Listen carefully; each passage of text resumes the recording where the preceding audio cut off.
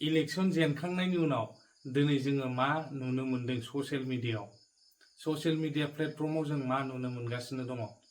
माने बहुद मानसियानो सावरायसोलायदों आरोना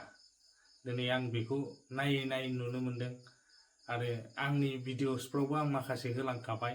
दा नुनो मोनदों आरोना एनालाइज खालामनानै बे ससियेल मिडियायाव जायफोर होदों बेखौ एनालाइज खालामनानै आं नुनो मोनदों खुलुमबाय बयनिसिमबो नोंथांमोनखौ आंनि इउटिउब चेनेल माय अपिनियन अफिसियेलाव बरायनानै लाग्रोनाय जाबाय आरो जायफोर आंनि चेनेलाव गोदानै फैदों अननानै आंनि चेनेलखौ साबस्क्राइब खालाम लाइक शेयार कमेन्ट खालामनानै दाबाव आसा खालामबाय नोंथांमोना आंखौ जेरैबायदि सापर्ट खालामगासिनो दं बेबायदिनो सापर्ट खालामलांबाय थागोन होननानै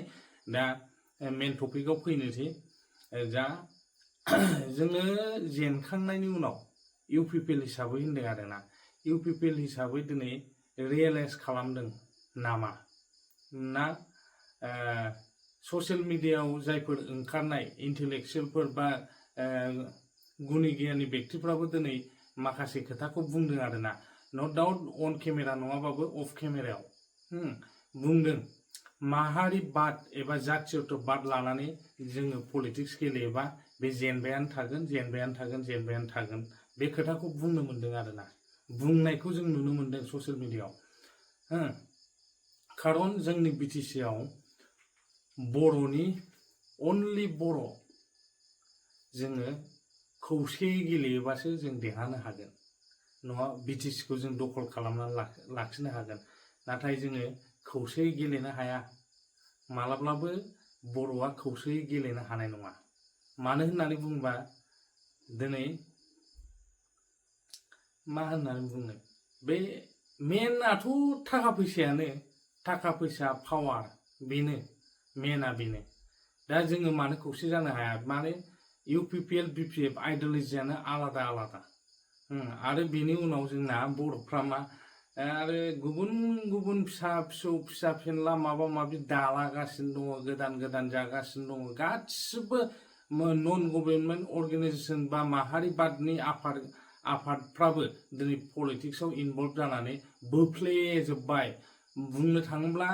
बर'फ्रा दिनै 8-9 बाहाग जानानै दङ 8-9 बाहाग जानानै दङ दा बेबायदियाव जों माबोरै बर' हारिनि सेन्टिमेन्टखौ लानानै पलिटिक्स गेलेनानै देरहानो हाया मालाबाबो हाया खारन जोङो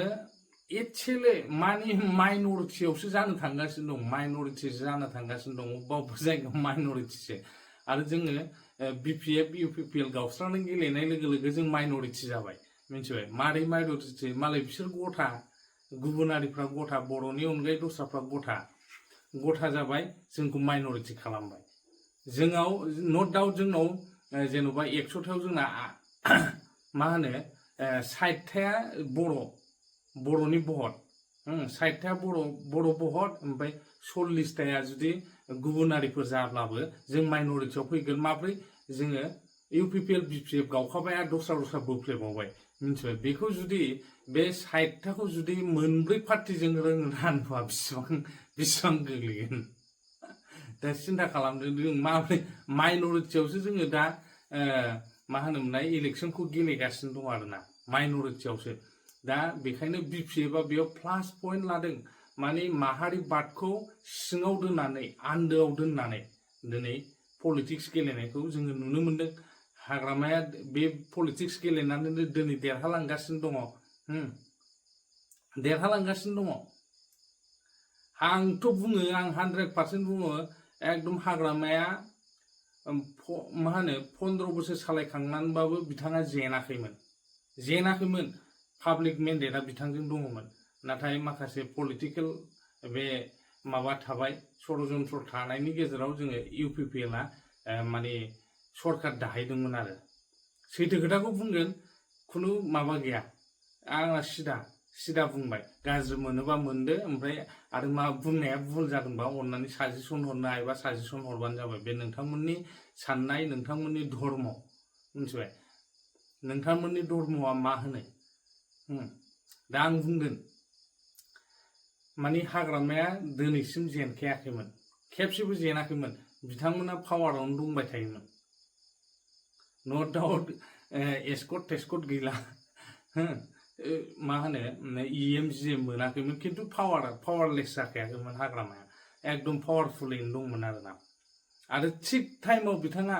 थिग डिसिजनखौ लानो रोंदों मिथिबाय जेब्ला माहारिबादनि बे मा होनो प्रमद बर'नि जे बर'नि सायाव एसे बांसिन खामानि मावनायखौ नुनो मोनदों बेयाव एसामिस इन्टेलेक्सुयेलफोर बा गुबुनारिफ्रा एकदमबारे ओरैबायदि गाज्रि नोजोरजों नायबाय माने जाला आरो UPPL खौ जेरैखिजाया गाख्लायथारनांसिगौ नैबे सुजुग सुबिदाखौ हाग्रामाया लानो रोंदों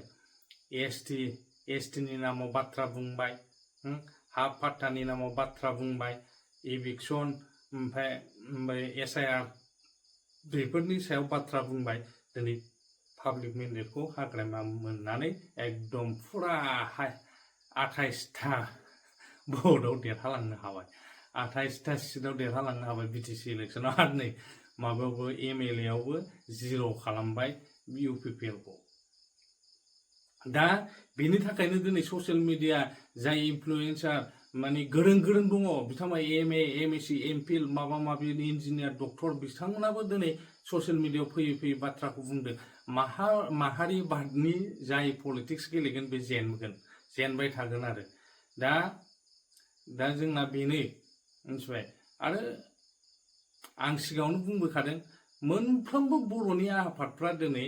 पलिटिक्सजों इनभल्भ जाबाय आरोना इनभल्भ जाबाय सोरबाया UPPL जों सोरबाया BPF जों बेबायदि इनभल्भ जाबाय आरोना आरो जोंनि गाज्रिसिन पइन्टआ बेनो मोनसे UPPL ना माने इलेक्सन टाइमावल' दोहौ जाखांनाय बायदि पाब्लिकखौ नागिरो बे आरो एकदमबारे आं होनबाय माने दाखालि BTC इलेक्सन जोबखांनानै माने टिकेट होनायनि एसेल' सिगांसिम माने मिटिं दावथिंफ्रा जादों आरोना नट डाउट दस्राथिंजाय एसे एनै प्रग्राम लाबाय थादों खिन्थु जोंनियाव आं नुनो मोनाखै आं गानोबो मोनाखै बेबायदि आरोना दा बेबायदिजों मारै पलिटिक्सआव जोङो देरहानो हागोन आरो जोंनि स्ट्रेटेजिया जुदि बर'नि बे माहारिबाद मा होनबावनो जायखिजाया बयबो बुजिखायो जास्ट सरकारजों थाफानानै गोरोबनानै खामानिखौ मावनो थाखाय आङो नन गभर्नमेन्ट अर्गान माहारिबादनि आफादफोरखौ आङो सावरायबाय माने बुंबाय आरोना माने मा होनो बिदिखौ जाय माहारिबादनि आफादफोर माहारिबाद आफाद जोंनि बर'नि आफादफोर मोनफ्रोमबो आफादफोरखौ आं खावलायो नोंथांमोना पलिटिक्सजों इनभल्भ जानाङा माने आन्दोआव थानानै खामानिखौ मावदो बर'नि थाखाय नङाबा पलिटिशियानफोरजों जानाय नंला जाथिखौ फानजोबलांगोन पलिटिशियानफ्रा मिथिबाय गाव गाद्दियाव थाबाय थानो मोनबानो जायो बेबायदि आरो आवाजखौ नोंसोरसो दिखांनांसिगोन एबसु होन नोङो बनसु होन नोङो BSU होन नोङो गासिबो नाथाय गासिखौबो पलिटिकेल नोजोरजों नायो BSU खौ मा होनो हाग्रामा पार्टी एबसुखौ मा होनो UPPL पार्टी ओमफ्राय दिनै बनसु जोनोम जादों बनसुखौबो दिनै पाब्लिकफ्रा पलिटिकेल नोजोरजों नायो आरोना इनडाइरेक्टलि हाग्रामानिनो मोनसे अंश होननानै दिनै जोंनि मानसिफ्रा सानो दा हाग्रामाया ओरैबायदि पलिटिक्स गेलेबाय जे आन्दोआव दोननानै बर'खौ सिबियाखै नङा बिथाङा सिबिबोदों आरोना सिबिबोदों आन्दोआव सिबिबोदों गुबुनारिफ्रा बिथांखौ हमनो हायाखै जायनि थाखाय बिथांमोना गुबुननि मेन्डेट्सफोरखौ मोननो हादों आरोना पाब्लिक मेन्डेट्सखौ मोननो हादों दा बेखौनो आं बुंबाय सर्टकाटाव जानला मोनला एसे एनालाइज खालामलाबायबाय आङो थौले गोसोजों नोंथांमोननाव राइट साजेसन